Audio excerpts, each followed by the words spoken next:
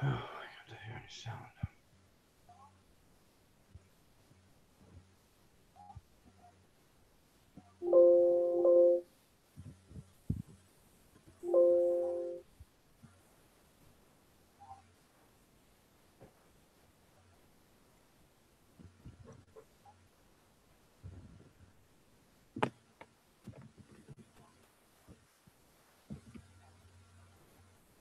Okay, I think we're live now. Welcome, everyone. Can I ask people who are not speaking tonight on the panel to turn off your cameras and your microphones, please?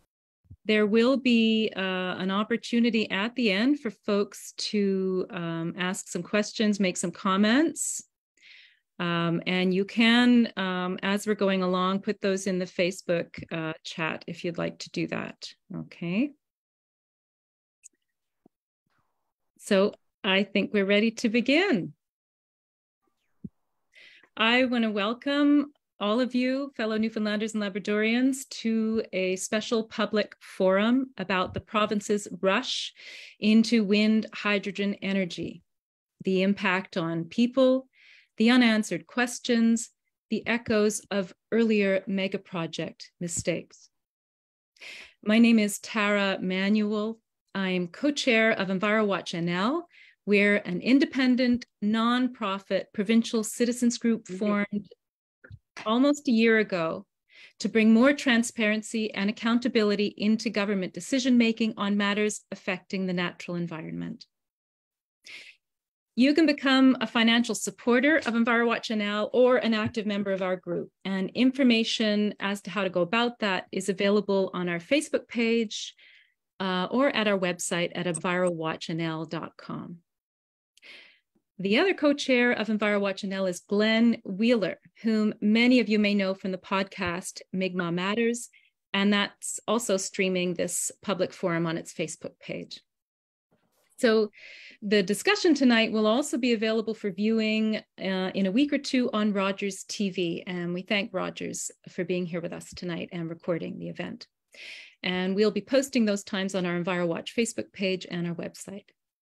Okay, so right off the top, we'd like to state that we do think wind energy is a crucial aspect in reducing emissions and responding to climate change. However, we think it must be built at an appropriate scale and directly benefit the communities which host the projects. The provincial strategy, in our view, is poorly thought out and may actually result in an increase in carbon emissions, which we will discuss.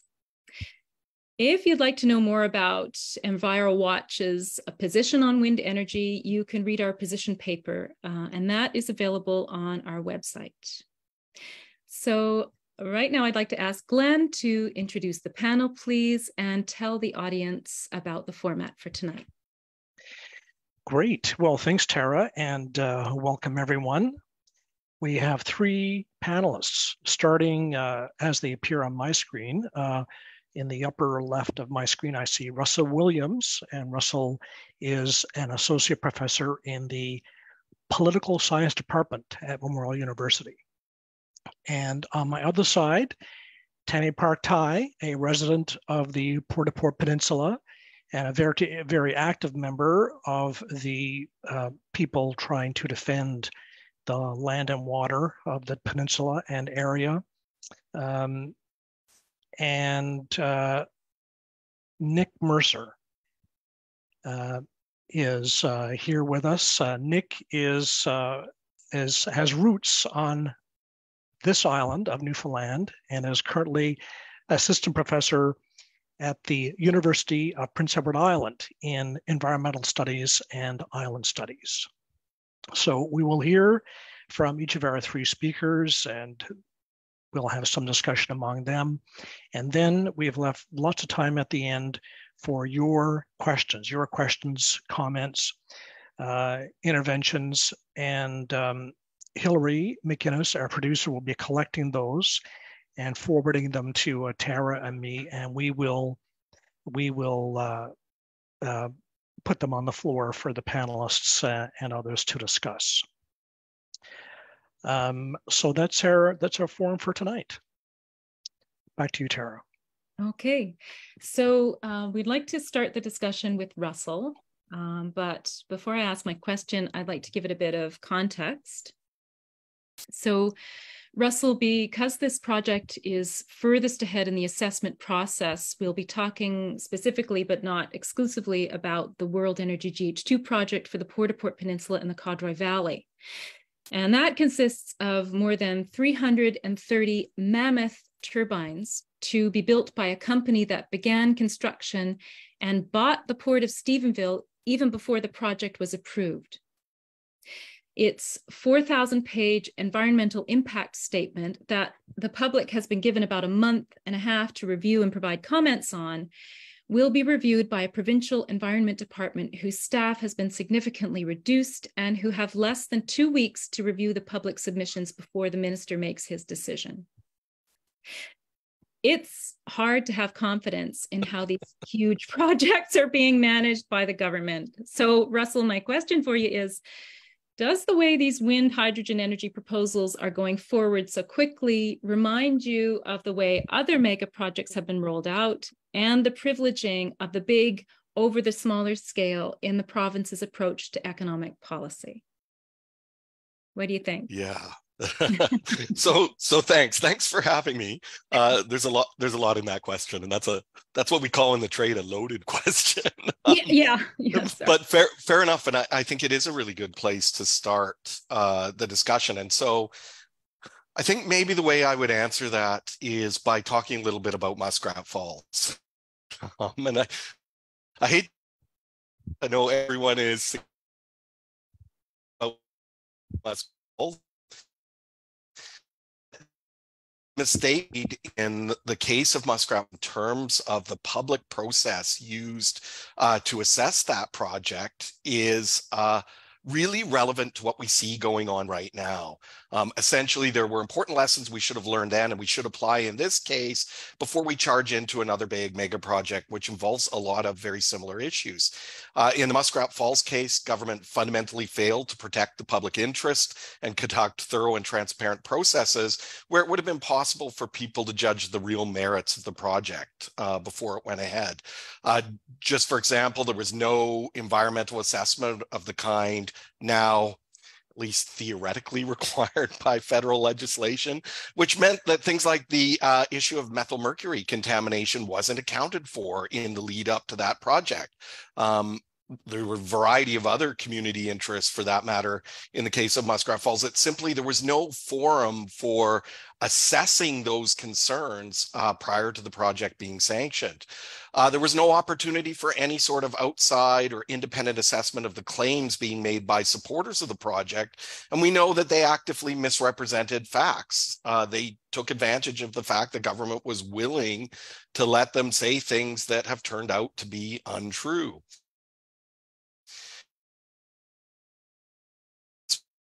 Mark Muskrat, their base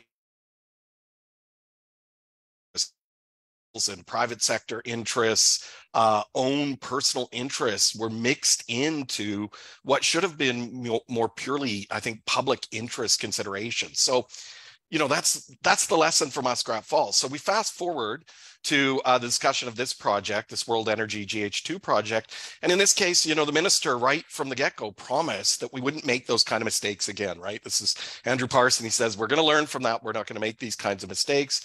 But here we are, you know, less than a year down the road.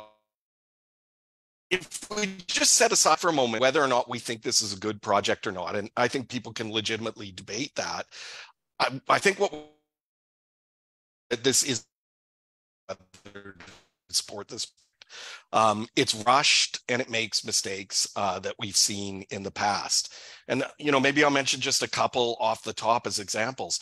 Auctioning public land without clear disclosure of what land is really under consideration, that's not a good process. That's not a serious public policy process. That's not a way to carefully assess broad public concerns, let alone the economic value of those lands to people who are already using them and benefiting from them. Not having a proper environmental assessment consideration and environmental concerns. Like, not a good process. And I'm really disappointed that the federal government has decided to essentially exempt this project from that kind of an assessment. That should clearly be happening in this case. So again, not a good process. The piecemeal way that the public is discovering the range of public supports that are being given to this company, whether we're talking about federal tax credits, potentially low cost hydropower from NL Hydro, an airport, a port essentially for free.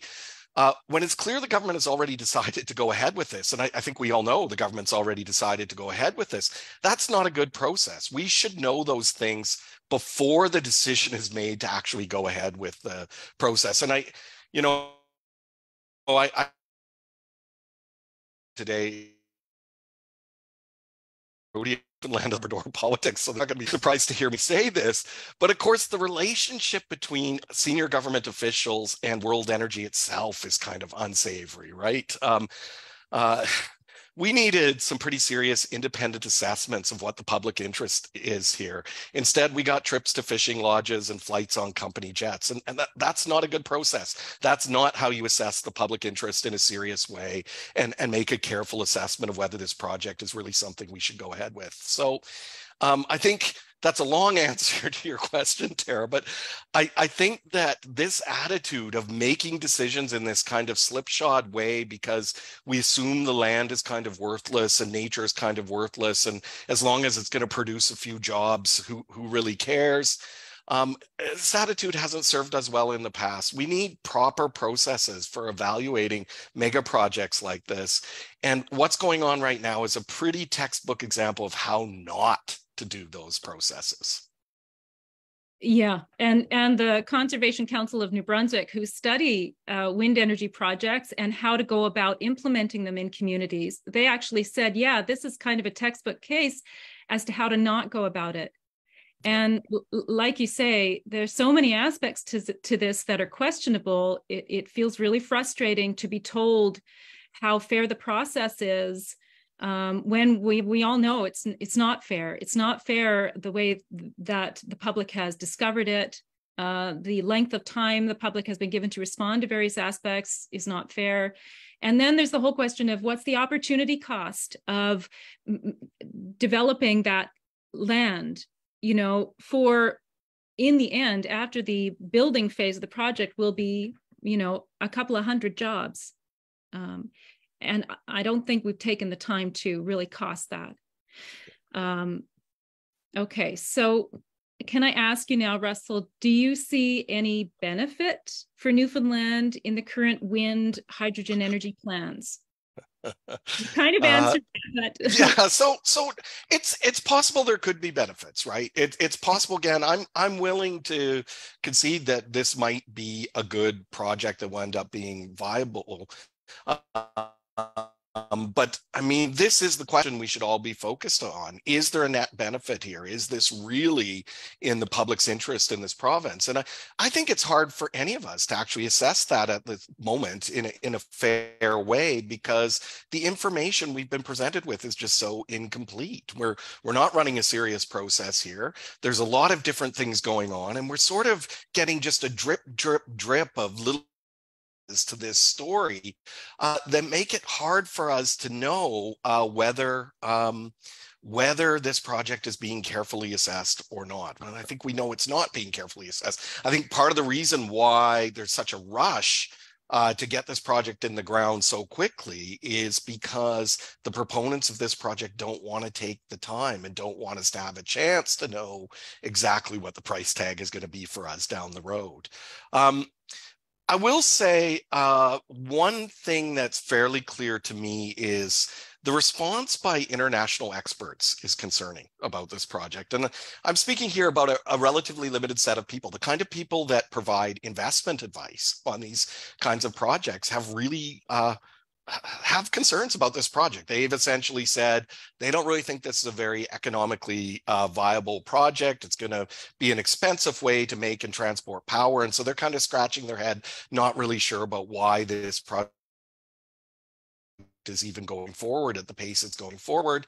I think we kind of know that here in Newfoundland, Labrador, that the story is more complicated than that. We know that the proponents of this project have a good relationship with government and know that there's probably enough support coming from the government to make what otherwise might not be a good investment for them. And that, of course, should be alarming to us, right? That's what's driving the project forward. I feel like we've been down this road before. Yeah, no, I agree. It's all deja vu. I do think that the potential public benefits are pretty limited here. I imagine other panelists will have something to say about this. I mean, the federal government is going to give World Energy a lot of money for this project. We're probably going to subsidize their operations, depending on what happens with whatever deal they strike to access NL Hydro's power generation. There'll be little to no royalties for the project. And the public will also have to pay the cost for remediation whenever this project winds down and is shut down. We're on the hook to clean this up. There's no fund being set aside to manage the process of remediation.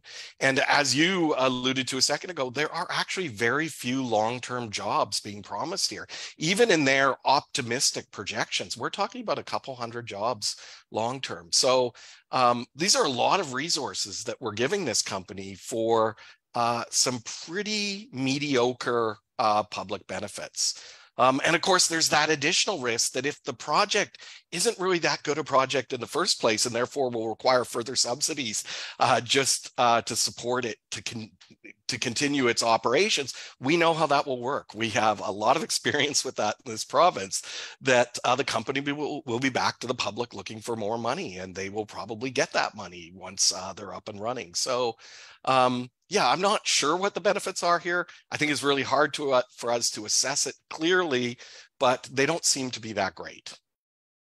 So I did notice from the environmental impact statement that they don't plan on paying corporate income tax to the province until 2041. Yeah. Yeah. Yeah. And then there's all the federal tax incentives, right? Yeah, and it seems quite clear that that's what makes the project work. Without tax credits from the federal government, this project will not be happening and will not go forward. And so it seems like World Energy already knows those credits are forthcoming, right? Or roads already. Okay, so you did mention the aspect of the project that the company is going to be drawing energy from our grid, because we all know that wind is intermittent. And so I wanted to ask you about your thoughts about the GNL, the Government of Newfoundland and Labrador's energy strategy, right? So it's hard looking at it as a layperson to have confidence in how these mega projects will contribute to energy security for the province when they're going to need to draw energy from our grid. And the recent revelation by NL Hydro that it's considering a new diesel-powered plant to increase its output because of the expected rising demand coming from all the projects. It doesn't give one confidence that the GNL has a coherent strategy in terms of local energy security and climate crisis mitigation. So I just wonder what your thoughts are around that. Yeah, so I think I would say two things there. The first thing I would say is I understand from most people who have engineering expertise on these kinds of projects that it was inevitable that World Energy was going to be asking to purchase hydropower off the grid, that's simply a necessary part of the project. I would just point out here that that wasn't made clear back at the start, right? That they would be looking to purchase a significant chunk of Muskrat Falls power generation. And again, that goes back to what I was saying earlier about bad process. Had we fully understood that back at the start, we might have had a little more skepticism about what exactly was going on here. Yeah, a sort of gradual reveal about those components of the project, they're interesting in and of themselves. I do think we finally now have clear disclosure that World Energy does want to buy a lot of hydropower. I think that's interesting in the way that you raised that about whether there's a bigger plan here or not, because I have a hard time not seeing this project as being linked to Gull Island development as well. That essentially, if I was to make a circle of people advocating for Gull Island development and people advocating for this project, it wouldn't be much of a Venn diagram. They perfectly overlap. And so I do worry that part of what's going on here is that government likes this project because it's creating demand for electricity that will allow them, having had the disaster of Muskrat Falls to come. We have side effects of doing that at Gull Island. I think those things might be linked. And again, I think that's why we need to have a serious discussion about what is going on with this project right now, because I think part of the political strategy here is to roll these things out in a way that gets us well down the decision path before it's too late to sort of go back and say, oh, wait, you know, we're gonna be using instead of renewable electricity so that we can make ammonia. What's going on there? So yeah, I think that is that was an inevitable revelation. The public should have been told that sooner, and I do think if there is a plan, the government's just not telling us what it is. Okay. So you mentioned process a bit there, and can I ask Russell, just in an ideal world, let's say in a healthy democracy, how do you think citizens should be involved in decision making regarding natural resource projects? Yeah. So that's $1 million question, and Yeah. that's a hard one, and it's always bad, you know, as a professor who studies these things, for me to just sit here and say, oh, that's a bad process. That's a bad process. I should be able to say quite clearly, well, what is a good process? And the thing I would say is that that's a hard thing to say precisely. There's a lot of competing interests and concerns, and a lot of different theories about what is a good process of democratic engagement in these kinds. One of the big problems with these kinds of projects is that we know that governments get carried away with the momentum of delivering a project like this. And we know that they start filtering out information that doesn't support that goal. And that's a general problem, right? That's sort of well recognized. Essentially, government stops listening. But I think what's interesting in this case is that it's not a problem here that the government has stopped listening. This decision is already made. We are going to exercise that there was some sort of public dialogue about whether or not this process should go ahead. And you can't have any serious process of public dialogue and citizen engagement where we know from the outset that the decision has already kind of been made. And so I think that that's the basic first test, right? We need a real environmental assessment here. We need the federal government to actually require that. I don't understand why they're not requiring that. And we need a serious chance to have some outside people kick the tires on what World Energy is actually proposing. And if it's not possible that those assessments might result in the government rethinking what it's doing here, then those aren't really valid processes in the first place, right? We're not really assessing the merits of the project. You can submit some comments online. You know, I'm sure a lot of people listening have done that. You know, they've gone in the dialogue boxes and said what they want to say about the project, but those comments don't really connect to anything. This is not a process of serious deliberation. And so we're missing that basic framework. Without that, we're not even in the ballpark of talking about a system of democratic engagement over projects like this. Yeah, like we're not even approaching it with this process. We're not even approaching it. And I think that, you know, so many of us felt way back in August of 2022, was it, or 2021, when the Chancellor of Germany, the Prime Minister, the Premier, and other leaders gathered in Stephenville, that we were being told something without being told something, without being included. Mm-hmm. 100%.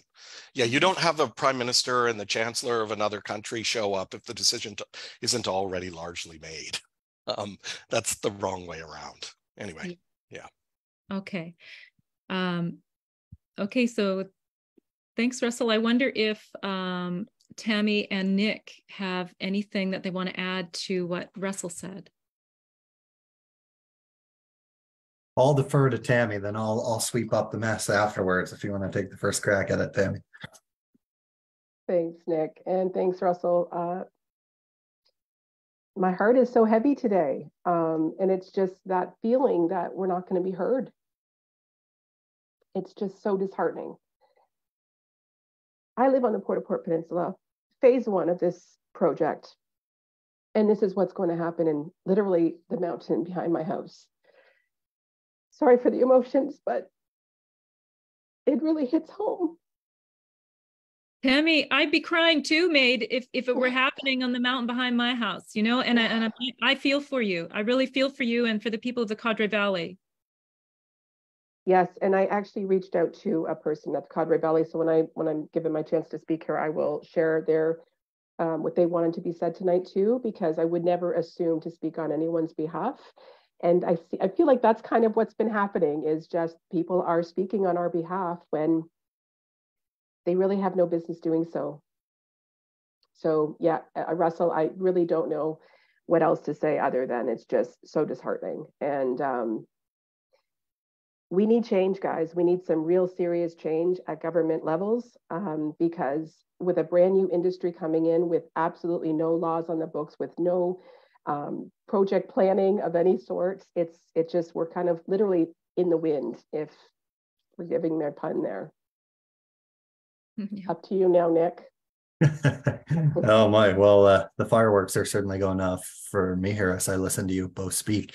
I suppose by way of introduction, Glenn had touched on the right pieces, but I'd just like to add that I'm joining you folks from Happy Valley Goose Bay, Labrador today, the homeland of the Inuit of Labrador. A very grateful guest here, trying to get down the coast and not getting anywhere because of the fog. But alas, happy to join you all. I mean, one question that Russell was really wrestling with was, will there be benefits? And I'll push back a little bit, actually. And I'll say, yes, of course there's going to be benefits. This is being positioned as the largest private sector investment in Atlantic Canadian history. The more important question for me is who benefits. Just because this is a $12 to $14 billion project, this doesn't mean that my nieces are going to benefit, or that the Cannon family I have on the Port Au Port Peninsula are going to benefit, or the folks on this call are going to benefit. I think it's quite abundantly clear that this current model of economic development that we have benefits a very few at the top, and it leaves, quite a few at the bottom worse off. So I was looking at a paper before this meeting that suggested that the top 1% of global income earners have about 57% of the global wealth. So I would suggest that these type of mega development projects will perhaps have lots of benefits, but they're probably gonna skim to the top, leave the folks at the bottom waiting. So that's one thought I had. Another thought I had as you were talking, Russell, was this idea of backing up the grid. So no company, in their right mind is ever going to start a widget factory that produces, little plastic widgets if it can't run 100% of the time. If you have a solar panel that runs 20 or 30% of the time, or a wind turbine that might hit 40 or 50% of the time, they want full output all the time in order to recoup their investment. And we know the wind doesn't always blow, even on the Port Au Port Peninsula. It's close, but it's certainly not all the time. So it has to be backed up by the grid. So in essence, we're putting additional demand on a grid that's already at capacity for a utility who's already planning their next step. So this is kind of what I call the butterfly effect of renewable energy projects. So we build a giant wind farm in Labrador, in Newfoundland, and it necessitates flooding into our Inuit lands in Labrador in order to keep powering this, which I think is a really frightening injustice as a result of these so-called clean energy projects. And I guess the last point I'll make, we were kind of discussing what is good process. And to me, a good process is process which empowers a community to make a decision and not a corporation or shareholders to make a decision. So, the provincial government had came out several years ago and said if hydraulic fracturing were to ever go ahead on the Port Au Port Peninsula, it would require the social license of the people who live there. Massive, full acceptance, broad support beyond any formal regulatory process, yet that requirement has dropped for this large-scale wind energy extractive project. And I'm really curious as to why we would empower the public with respect to hydraulic fracturing, but not empower the public with respect to so-called green energy. But those are some of my early observations. I'll stop there for now. Okay, thank you both so much. Someone has put in the chat, they've asked me to please remind folks listening that the deadline for comments to the environmental impact statement is tonight at 11:59 p.m. And you can email EA project comments at gov.nl.ca. I wonder, Glenn, should I turn it over to you? And there are other comments in the chat. Should I read those first or turn it over to you and we can get to them later? Why don't we hear from Tami, and then we'll have some questions before we go on to Nick. Yeah. So Tami, you're on the part of the island of Newfoundland, as far away from the newsrooms of St. John's as you can get. And perhaps that's significant.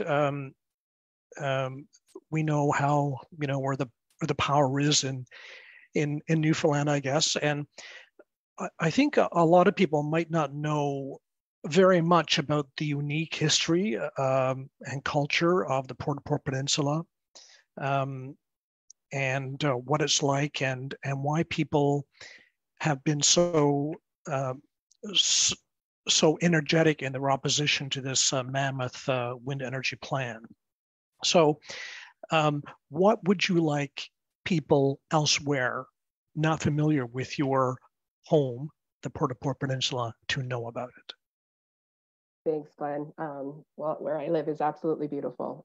We have 4,600 people population. We all live along the coastline. So if you were going to come out here, you would be able to do the entire peninsula. It's one road and it goes all the way around, and you would probably be able to do that in a little over an hour. That's if you drove the whole way. You would absolutely be stopping a lot of the ways because it's absolutely majestic and beautiful.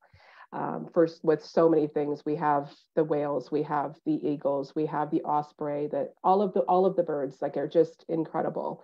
And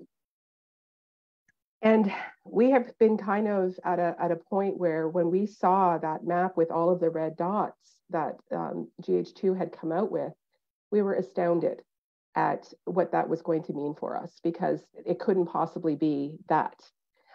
It is going to take away the opportunity for the people who live here for generations. My family has lived on the Piccadilly area for generations now. The people here, we have businesses that we all survived COVID and we're still up and running, which is huge. So there's over 25 businesses on the Port Au Port Peninsula running successfully. We have people that cut wood in our forests here up on our mountain for wood in their wood heat. We use it, we can berry pick there because there's an abundance of berries that grow naturally here. We hunt here. So this place has been utilized and used for generations now. The thing that connects us to the rest of Newfoundland is a little space called the Isthmus, and that's what separates us from the rest of mainland, or the rest of the mainland of Newfoundland. And so this place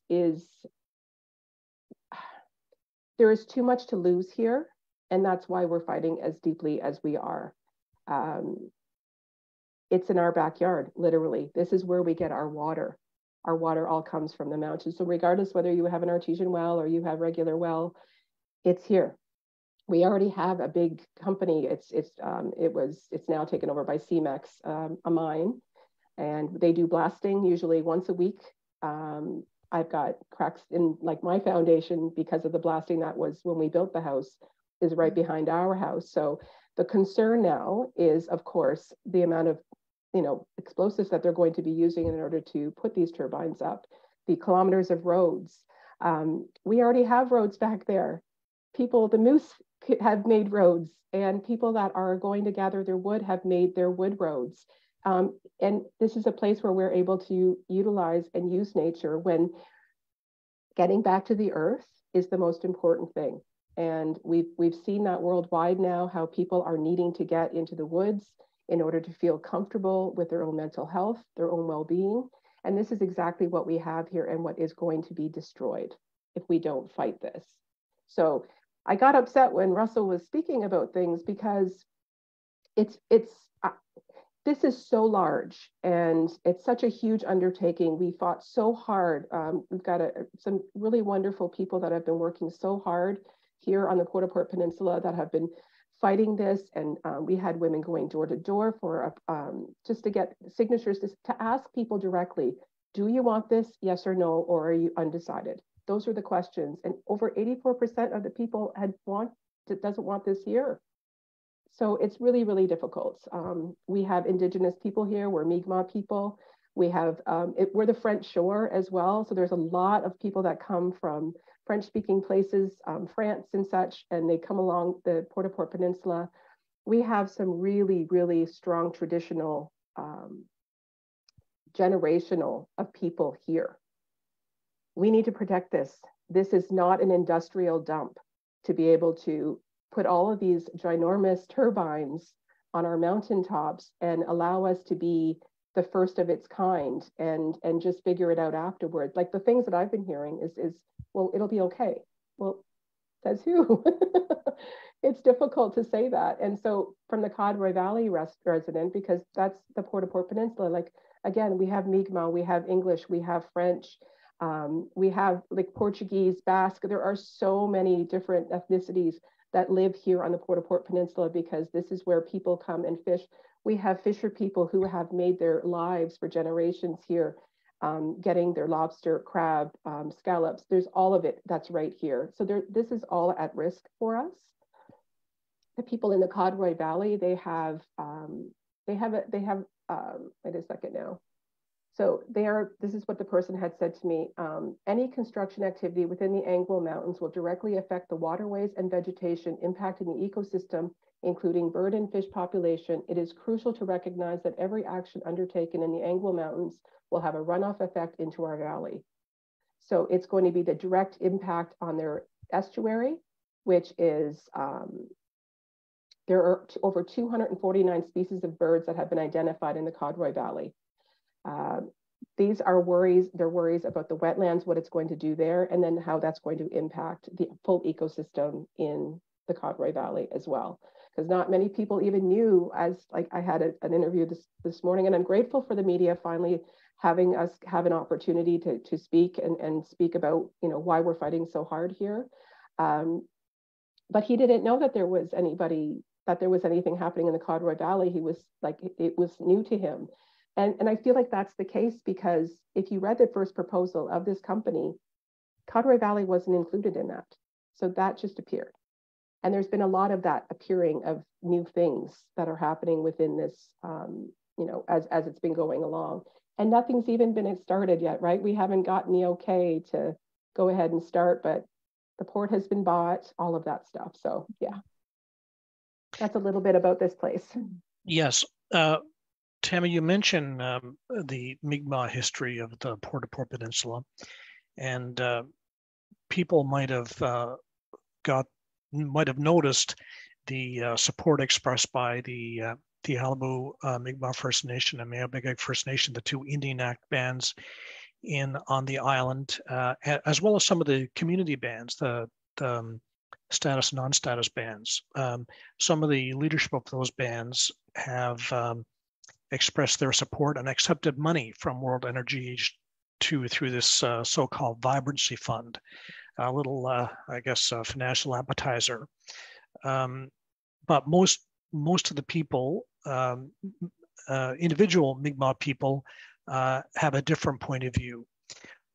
What has the project done to the unity and cohesiveness of Mi'kmaq people in what we might accurately call the heartland of Mi'kmaq culture in Newfoundland on the Port Au Port Peninsula? What has been the impact of the proposal on the Mi'kmaq community? That's a great question, Glenn. And unfortunately, the conflicts and the divisions has made our communities worse. The biggest issue is the disconnect between the Indigenous leadership and the people that are elected to represent. Individuals meeting with this company to negotiate these deals, like really know nothing about it. They come with no expertise, they come with no experience in making these decisions that were going to impact our lives right here for decades. Most of these chiefs and councils, they don't even live here on the peninsula or in the Codroy Valley. But the simple fact that nothing, that hasn't done anything to stop the lateral violence and the disregard for the people that have so much to lose. Those are the people that are right here and in the Codroy Valley. So all we end up doing is struggling behind the accusation, legitimacy, authenticity. All of these things are coming. This is our connection to the land. This is who we are as people. This is where we do our ceremony. This is where we do our traditions. One of my elders had shared that the medicines that you need are in your front yard, you know? So it's that deliberate and that direct. So I feel like our leadership should be supporting communities that welcome the project, and then also those that don't, and have the courage to tell both this company and the government that intimidating our people, that are compromising our water, taking our women to Supreme Court, silencing our voices, and taking away our choices, these are things that are unacceptable and should absolutely never happen again. People of the Codroy Valley and Port Au Port Peninsula, we deserve better opportunities for a chance of a better life. And when it comes to deciding what that looks like, it should be up to us, not to bureaucrats somewhere else, or leadership somewhere else even. Tammy, we got the very bad news a week or so ago that our request to have a federal environmental assessment of that project had been turned down by the federal minister. And for people not familiar with the federal assessment as opposed to the provincial assessment, it is, I think it's fair to say, a more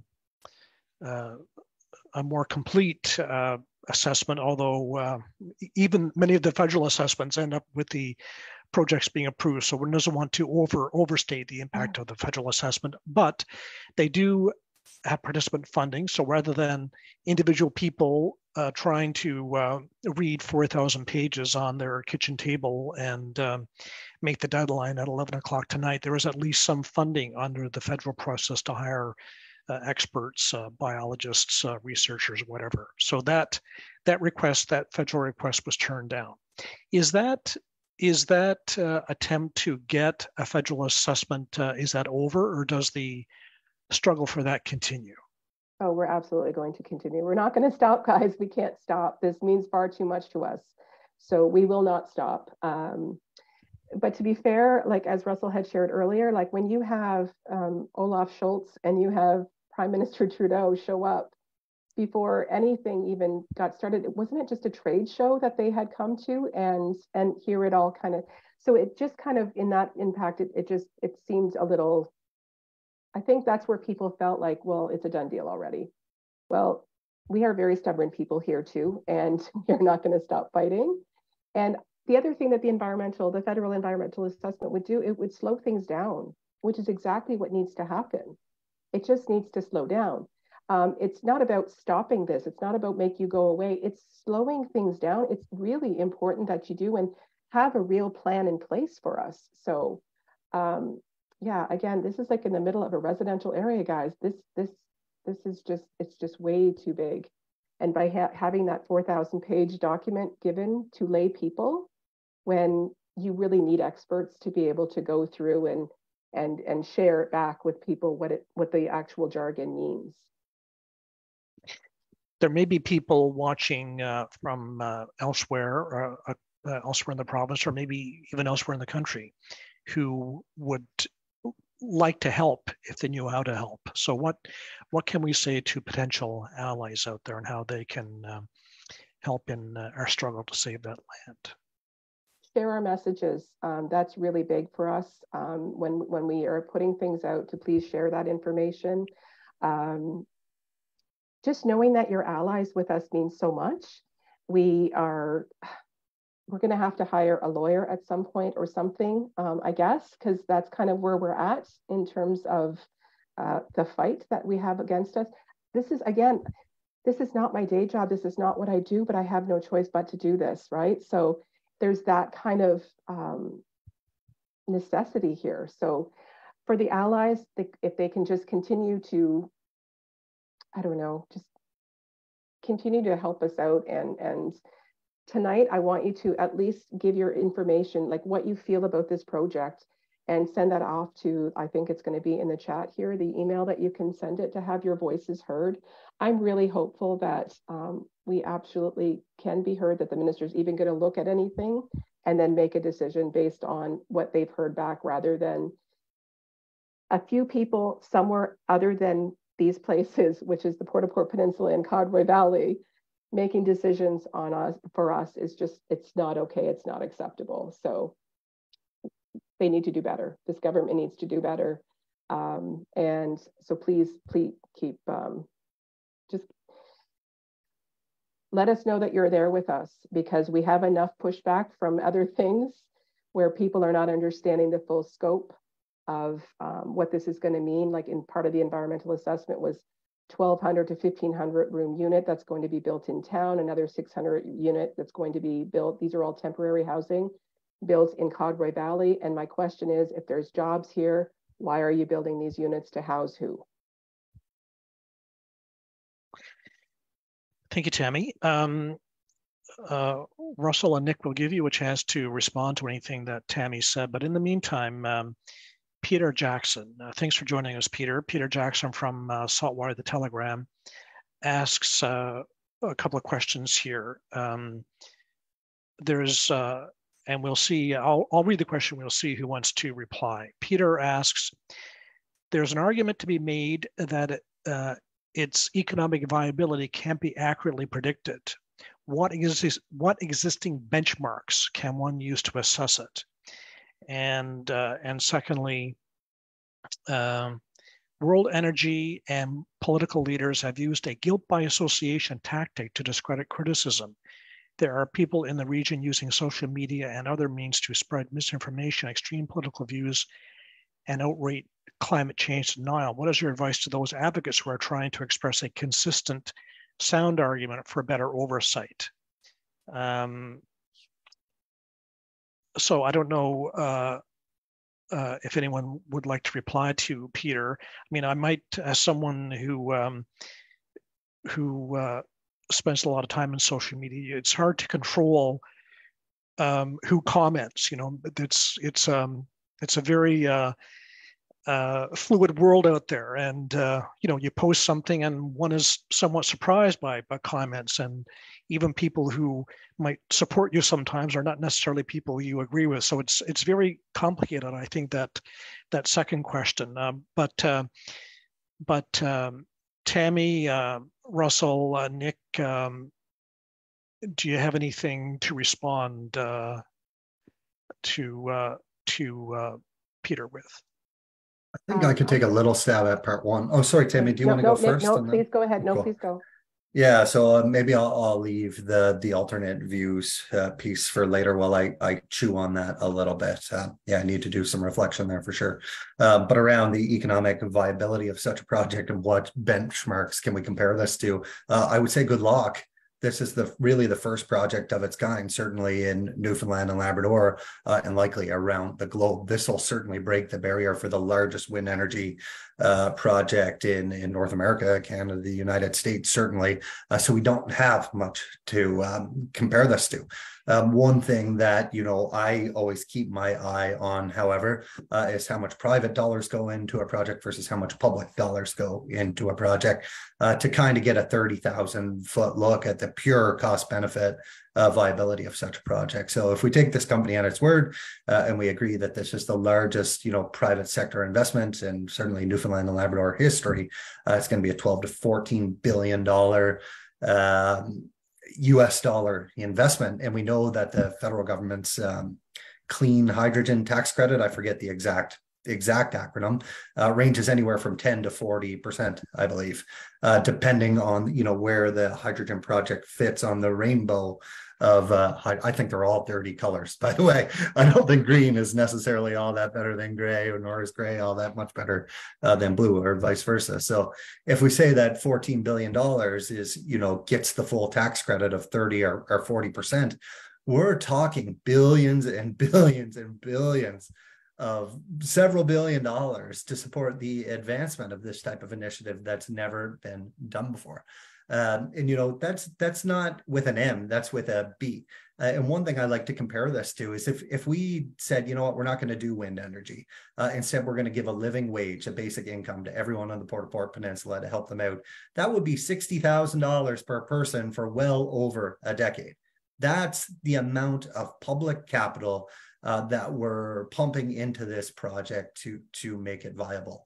So I certainly have concerns with anything that, you know, robs the public treasury in order to make a few people a little bit more wealthy. So those are some of the thoughts I have on the economic viability of the project.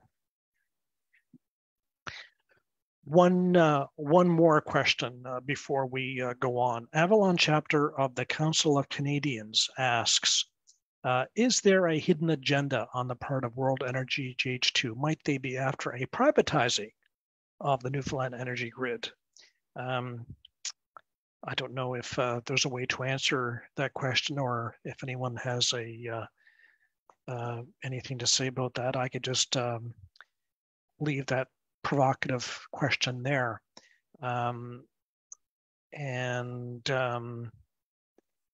Let's see. Well, maybe Tara will go on and come back after Nick with some other audience questions.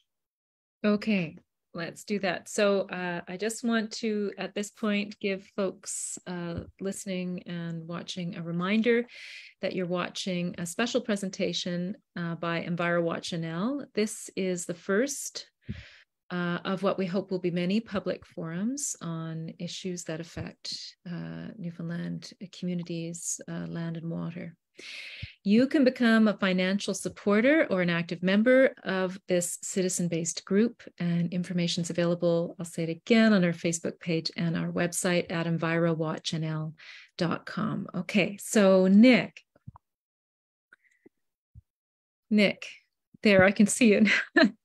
I'm here. I'm attentive. I yeah, and I just want to say how relieved I am that you were able to join us from Labrador today. I know you're working up there. So, Nick, I want to ask about environmental assessment processes.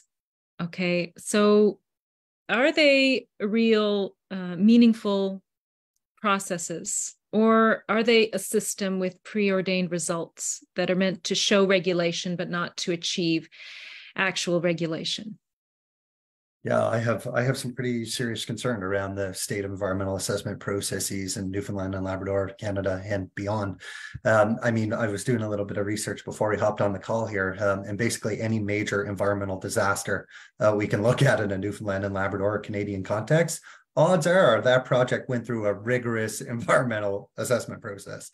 So, you know, when we talk about the countless, you know, the hundreds of thousands of liters of oil that have been spilled offshore Newfoundland and Labrador over the last full decade, got an environmental approval through, you know, a federal process or joint provincial process.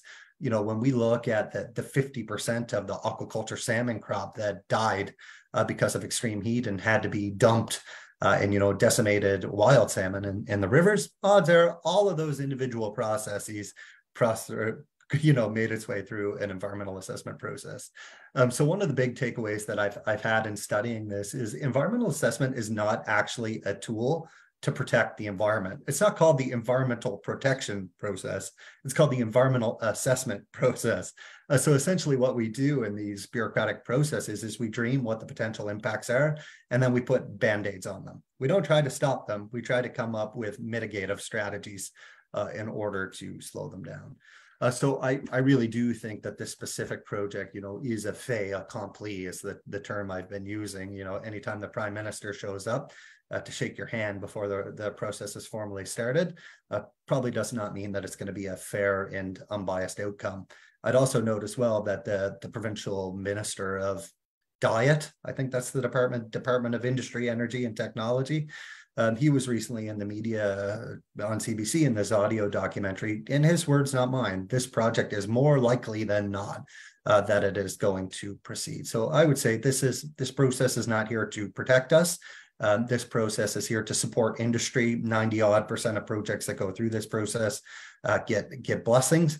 And it's a way to tidy up around the edges without, making dramatic changes to our relationship with the land or the way that we consume resources. So no, I certainly think that the proverbial foxes are guarding the hen house here, and I don't have a great deal of confidence in the process.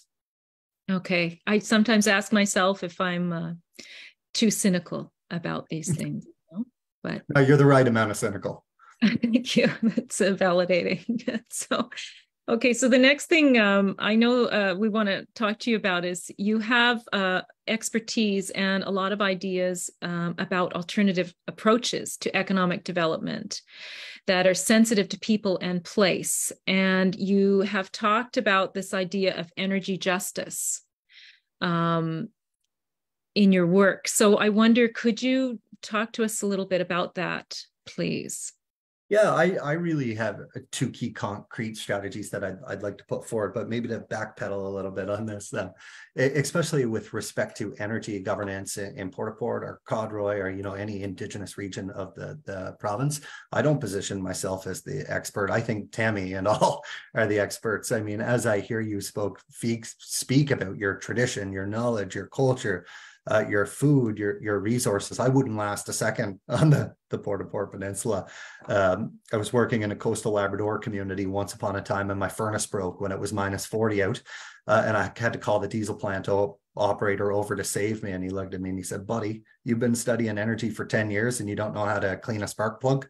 So I certainly give all the expertise, to the people on the peninsula. With that said, I have read some books and I can generate some ideas from those books.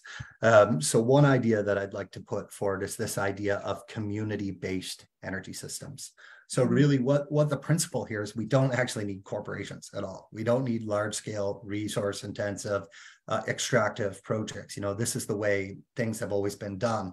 And I'm of the position that if we build the renewable energy future with the same extractive and capitalist values of the fossil fuel era, we're going to end up with the exact same social and economic inequities of the fossil fuel era. So one alternative that's been put forward is that of community-based energy systems. And really the key features here are, number one, deep involvement and process, legitimate power. So, you're not a passive participant, who's seeing helicopters flying over your head and trying to figure out what's going on. That's a real thing that's happening. You're in the driver's seat. You get to consent to the development. You get to make the key decisions. I mean, quite dramatically different than what's on offer right now. The second piece is communities are profoundly involved in the outcomes of projects. So, you're not getting a $10 million, I think Glenn call it financial appetizer. I would call it a tip, perhaps, on the main bill. Instead, you're a co-owner of the project. You own 50% of the thing. You own 51% of the initiative, and therefore you see 51% of the profits that are left behind at the end of the day. And the third common attribute of community energy systems are that of scale. So if you look at the definition of small-scale renewable energy in most states in America, for instance, anything over 30 megawatts does not count. That's what's considered a manageable project. That's about 10 modern industrial wind turbines. Those can be managed pretty neatly. 167 turbines exceeds that threshold by far. So deep involvement in process, commitment to localized benefits, as well as consciously managing the scale of projects and striving for decentralized systems of power instead of centralized systems of power. It's a lot of the work that I'm doing in Labrador and now in Western Newfoundland, as well as beyond. The second tool that I'll offer, though, again, us academics, Russell, we love acronyms. This one's one of my favorite. It's called ABCD, or asset-based community development. And the idea here is that instead of a corporation coming in and saying, "Oh, we have huge unemployment rates, so the economy is depressed, we're going to change your lives with this magic box," instead, community members are empowered to identify their unique cultural and natural assets and strengths, and then you build on those. So as I hear Tami talk about, the 30 businesses around the Port Au Port Peninsula, the harvesting activities, the ceremonial activities, the rich culture, you would start with those as your assets and then build out from there. In one region of the province that has had incredible success with the asset-based community development model is that of Fogo Island. So again, we had a cod collapse in Fogo, similar to the Port Au Port in terms of, exhaustion of resources. And instead of World Energy GH2 coming in saying, listen, Fogo, this is the way it's going to be. 167 wind turbines, live with it. You had the Shorefast Foundation and community members who said, what are we good at? We're good at art, we're good at hospitality, we're good at local food. And they've been able to transform those local assets into a revitalized rural economy. But I would hasten and hypothesize that had a company like World Energy GH2 had its way in Fogo Island, that Fogo Island would not be the world-class tourist destination that it is today. So I think there's a lot to learn from both community energy systems and ABCD on the Port Au Port Peninsula. Excellent. Okay, so you kind of the third question we had for you've kind of talked a little bit about that already, and I have a feeling I might know your answer. So, and it's about the mega project approach to renewable energy transition as the most effective way to address the climate crisis. We've been told over and over that this project is about addressing climate change, and there's an emotional argument made about how Newfoundlanders can contribute to the world to help mitigating climate change by offering our wind resource, our world-class resource, in order to do something good for the world. So maybe we're being a bit selfish over here in Western Newfoundland by resisting it. So, I mean, what do you think? Do we need these mega projects to make? Yeah, we do. Yeah, I love mega projects. You get a mega project, you get a mega. Everyone should have a mega project. Really is at the core of my scholarship. No, I'm kidding. I'm really appalled with this approach to development. I think when we put these arguments forward, that we are treating the symptoms and not the disease of the problem. So the symptoms being greenhouse gas emissions, but the disease being greed and over exploitation. Until we learn to confront the disease and come up with alternate models of resource governance and economic development, we are going to continuously run into environmental degradation in the same projects over and over. So maybe one more tool I can offer is kind of in circles of energy justice, we have what's called, the hierarchy of energy action. In the base of the hierarchy is where you always start, which is consume less. The best sources of energy are energy we don't have to consume at all.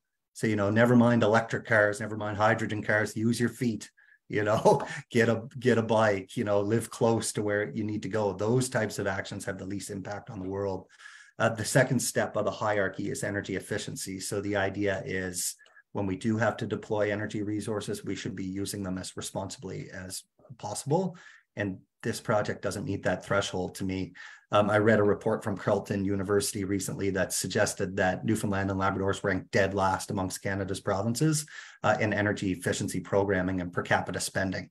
So again, this is just biggering and biggering and biggering while doing nothing about the disease that underlines those assumptions. And the third and final step on the energy hierarchy is localized, distributed, renewable energy sources.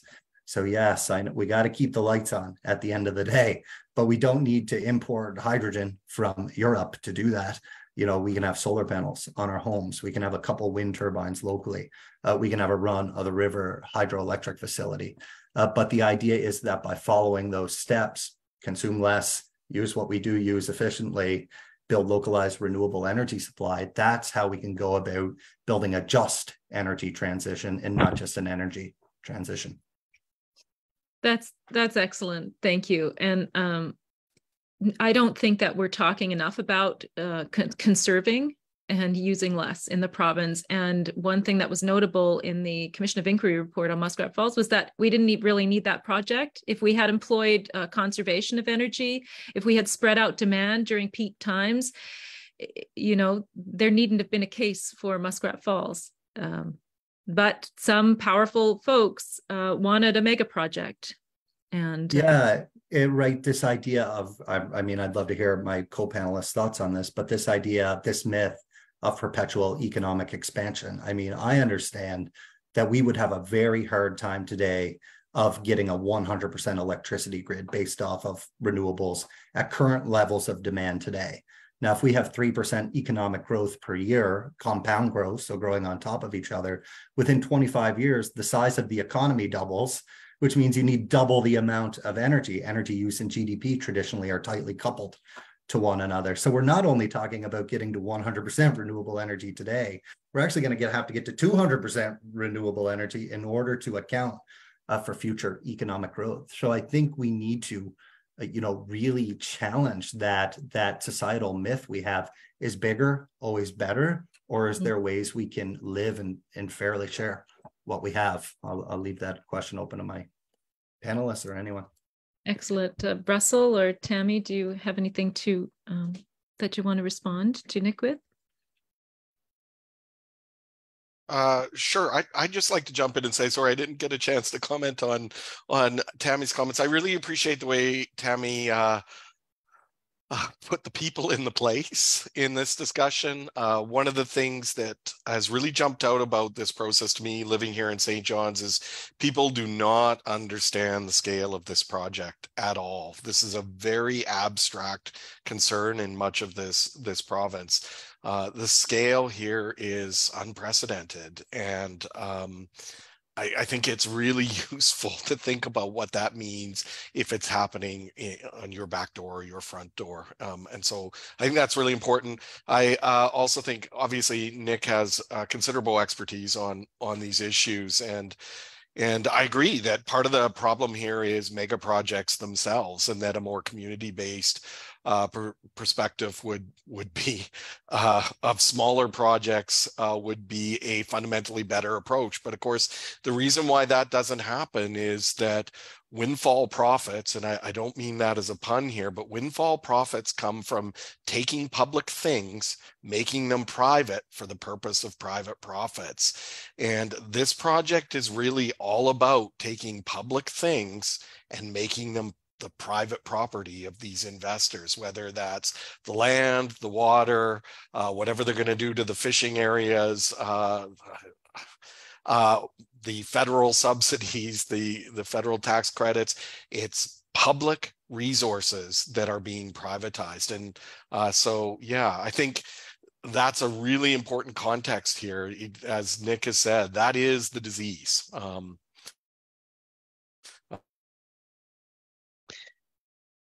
Tara, there's a question for Nick from Francis Scully. Francis asks, Nick, given the latest information on how we have now passed 6 of the 9 planetary boundaries, is building a massive poisonous ammonia factory not against laws protecting all Canadians from further poisoning by chemicals?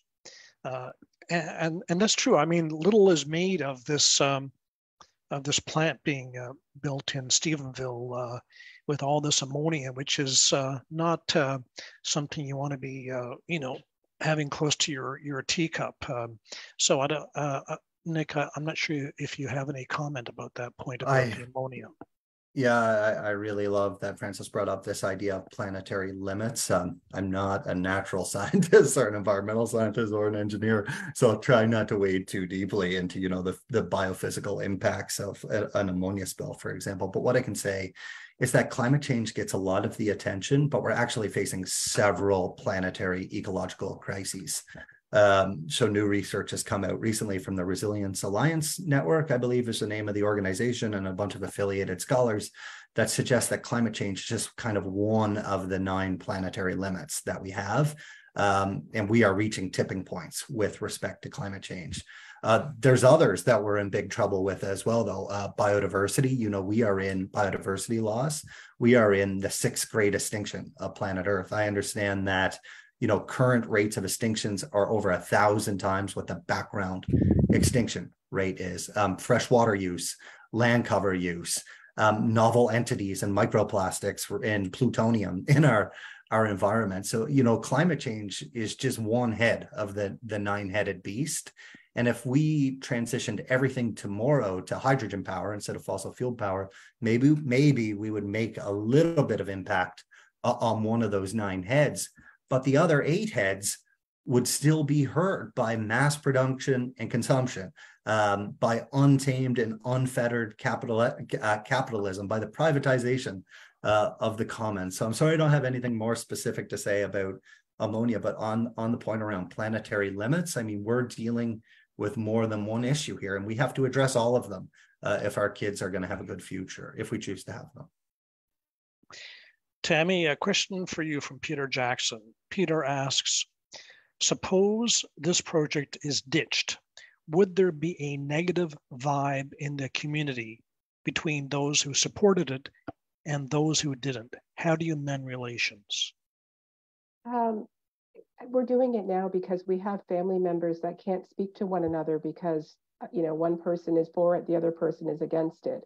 So they've agreed that they can't speak about it at all in their home. So this is a real thing that's happening right here on the Port Au Port Peninsula. So how do we mend it? You know what? We're going to go back to what we've always done here, which is we're resilient people. And as Newfoundlanders, we're going to continue to do what we've always done, and that's love this rock. And there is not another province in all of Canada that I have seen the pride that Newfoundlanders and Labradorians have for this place. It calls us home when we're away, and it forces us to come back. So I feel that we are going to be just fine. There's a great majority of us that are fighting this for the right reasons, and I really believe that once people understand just the enormity of what this is, and I think that's why we fought so hard, is it's really unfathomable to understand even the sheer size of one of these turbines, and then we're going to have multiples of them, like hundreds, like over 100, like it's unbelievable. So this having that feeling, I feel like if it were to ever start here, people would be like, oh my goodness, I wasn't expecting this. So we're going to be just fine. We are resilient people, and there will be the next thing. And you know what? We will be ready for the next thing, because none of us had an idea about what wind energy was, what ammonia plants were, what hydrogen is. We didn't know. And you know what? We've learned a lot in this process. Question from Pharmacrate. Is there any legal recourse for the lack of consultation and lack of acting in accordance with ethical standards? Or maybe Farah, I could add a little subnote to your question. Any legal recourse to the federal minister refusing to order a federal economic assessment? I don't know if any of the panelists have any comment about that. You know, very often we find ourselves as a, you know, when we've failed to convince our political leaders to do the right thing, having to resort to the courts, and which is an expensive proposition. Sometimes it works, and sometimes it doesn't. So I don't know if there are any thoughts from you, Tami, or Nick or Russell about whether a trip to the courts is in the works.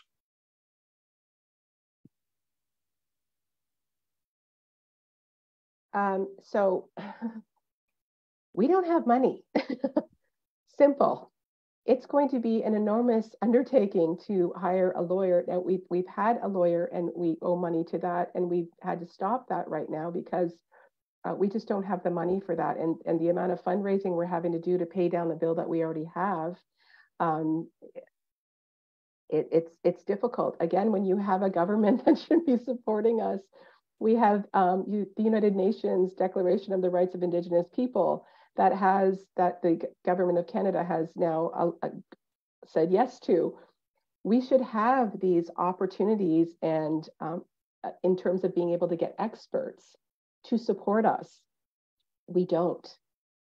I wrote to the Minister of Indigenous Affairs, and she said, sorry, like, you know, you can just put your letter in with the environmental assessment statement, and that's what you're going to get. So there was nothing. We're trying, and we won't stop trying. It's not going to deter us. We really would like to see the minister call on public hearings and come directly to our communities and talk directly to us. So if you are going to write your letter to the minister tonight, maybe you can express that as well, because that's really, really meaningful and that absolutely should be done. I think, I don't know if I've answered the question well enough, but yeah. No, it's the courts are a daunting proposition.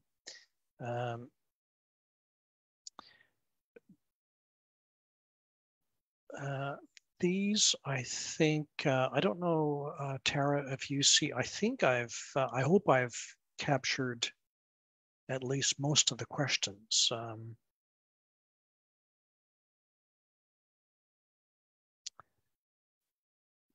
There are a few comments here in the Zoom chat, Glenn. Yeah.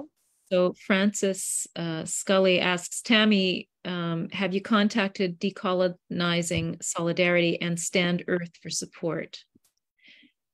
That Francis says she suggests that you do. She's a supporter of both, and they can be very effective allies. I will write that down. Thank you for that information. And the answer is no, we have not yet, that I'm aware of. Okay. And there's also, as Allison mentions, there's Eco-Justice, the law organization in the Maritimes. So that, I think that's Nova Scotia, is it? Nova Scotia, yeah, New Brunswick. We have been in contact with them as well. So that's, yeah, that's an ongoing thing. Like we have many different groups that have been working tirelessly from day one of this. And yeah, we're just gonna, they've been in contact with a lot of really wonderful organizations that are really in support of our fight here. Okay. And then of course with you panelists as well, I really appreciate each and every one of you and your just your experience and your knowledge and sharing with all of us.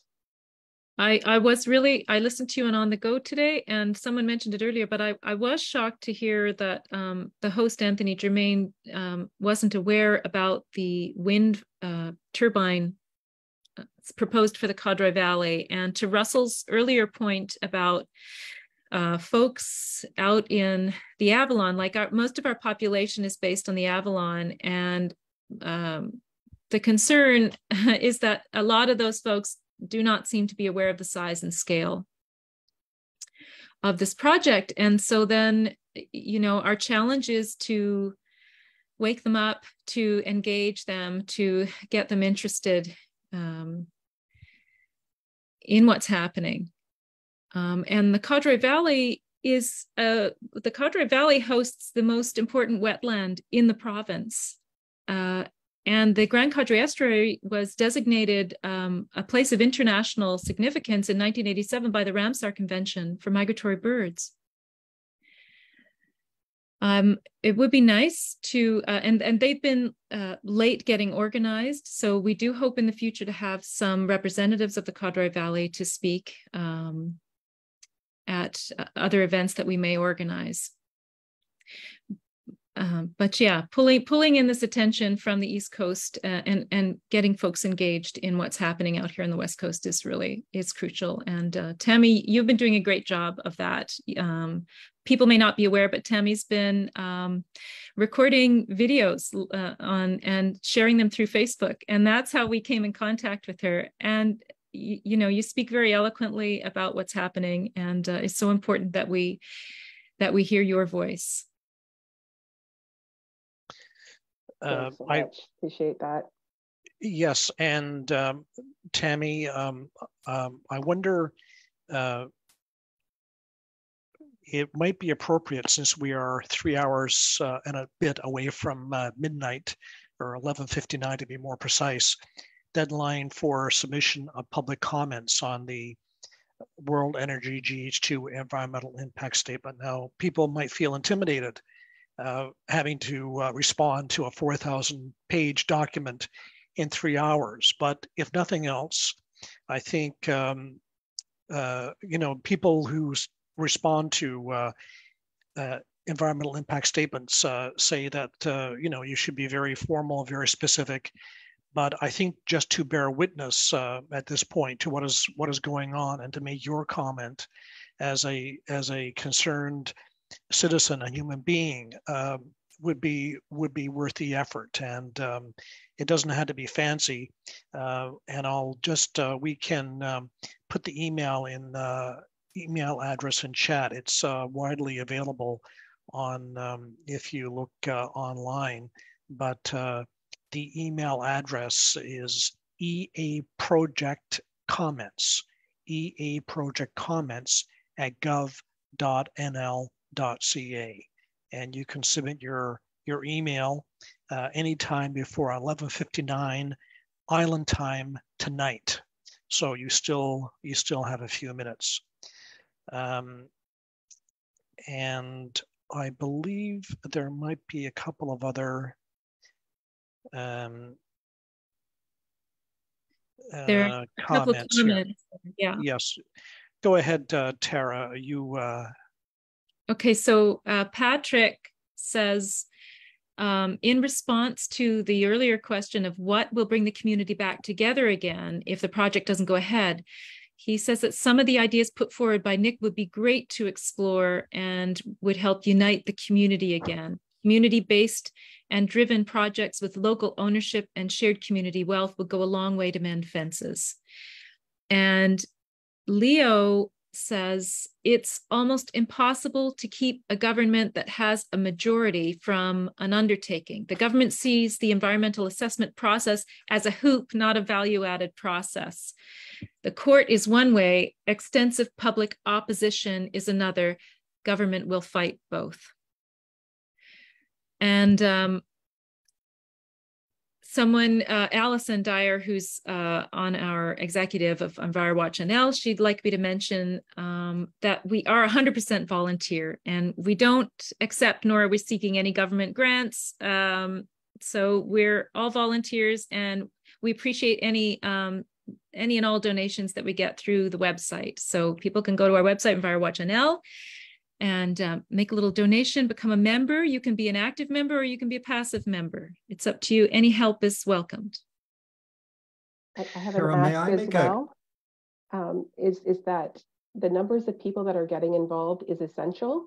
The government and World Energy GH2 narrative has been there, and it's the only limited opposition. We need that lie challenged. That there's just a handful of people that are opposed to this project. That is a lie. So we need to have our allies come together and speak loudly, and say that this is wrong. And that's what we need. We need the people on the Port Au Port Peninsula. We need the people that are directly affected, Codroy Valley and such. And for those of you who are our allies, to be able to speak as well, because we cannot allow that lie to continue.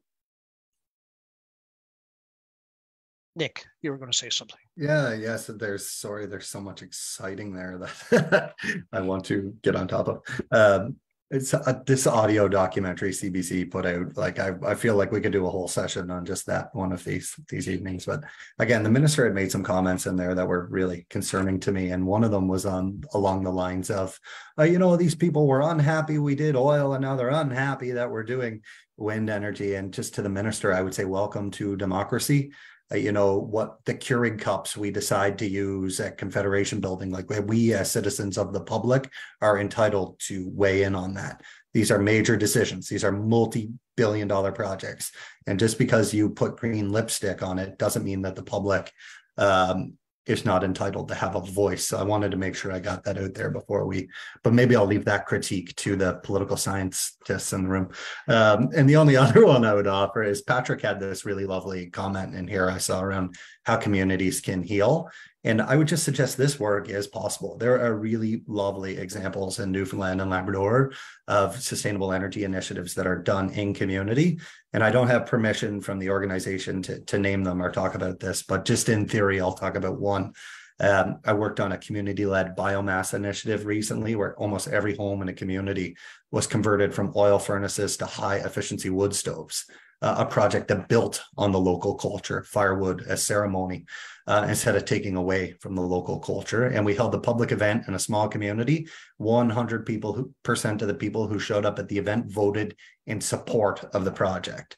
So if you put community first and you listen to them and you respond to their needs and you allow them to design their solutions, we can do really cool social and economic development work in community. Social and economic development, not social and economic growth.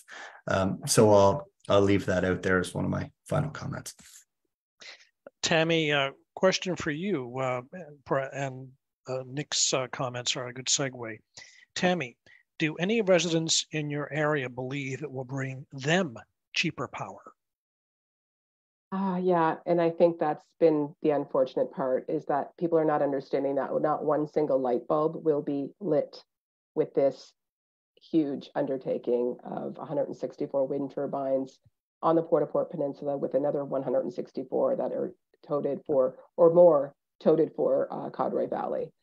So that is, unfortunately, guys, we are not getting any power from this. This is our infinite wind that is taken from here and going to go directly into the pockets of people that don't live here.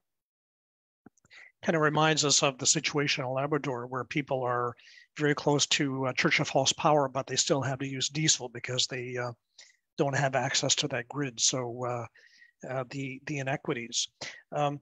Russell, something that's occurred to me is whether part of the rush here is, looking at the political coverage in the paper. The current federal Liberal government is, shall we say, not that doing that well in the polls, and a change in government might or might not be in the offing. I think that's an objective observation, not to be partisan about it. That's just how it is.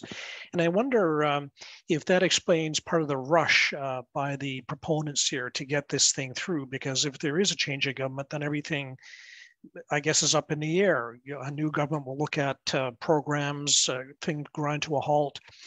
So do you see that as a factor here? So we'd only be speculating, right? It's not totally clear. I think initially part of the rush seemed to be around the extent to which Europe's energy crisis as a result of the war in Ukraine was creating a unique opportunity. Maybe there's a bit of a rush here in that the offer of those tax credits may disappear if there's a change in government. Yeah, maybe. But I would suggest to you that the rush is for other reasons, and I can't prove that. I'm only really speculating. But if I was to design a process in which I wanted to get my mega project approved, I would go for rush at each step, because what the company wants in this case, and the government that's supporting it wants, is for community groups to not have time to organize and to not have time to build public awareness of what's going on. And I think that's what the rush is all about. The rush is about preventing the public from getting engaged in this process in the first place. Thank you. Tara, we have 2 minutes left. So I think we have time to mention that there are still just a little under 3 hours for people to get in their comments to the address that we'll post. And we would encourage people to make even a brief comment, perhaps referencing a discussion you've heard tonight, and your concern about the unanswered questions and wanting more time. More time is for the benefit of the public interest. So if you feel so inclined, then do get in your comment. Back to you, Tara. Well, it's 8:59, so I'll make my last pitch for EnviroWatch NL. So you can go to our website. There's a donate button up there in the corner. You can become a member. You have to donate to become a member. It's a little bit of a confounding process. It's not that hard, but some people find it tricky. Okay.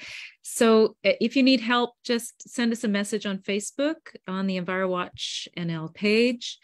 Thank you so much to our panelists. Thank you so much for sharing your thoughts and your time and your expertise with us. Thank you to everyone who's tuned in tonight. It's great to be with you. And join us for our next forum on aquaculture, a very timely topic in the province these days. Look for the date on our Facebook page or on our website. Perhaps a last comment there from the chat from Janet McNaughton. Janet says, I think the government should consider whether this project will benefit the people of this province and the environment, because neither is clear. She learned tonight that neither is clear. Thank you. Thank you to Russell. Thank you to Tammy. Thank you to Nick. And thanks for everyone who's watching tonight. Thanks for being with us, and see you next time. Good night. Good night.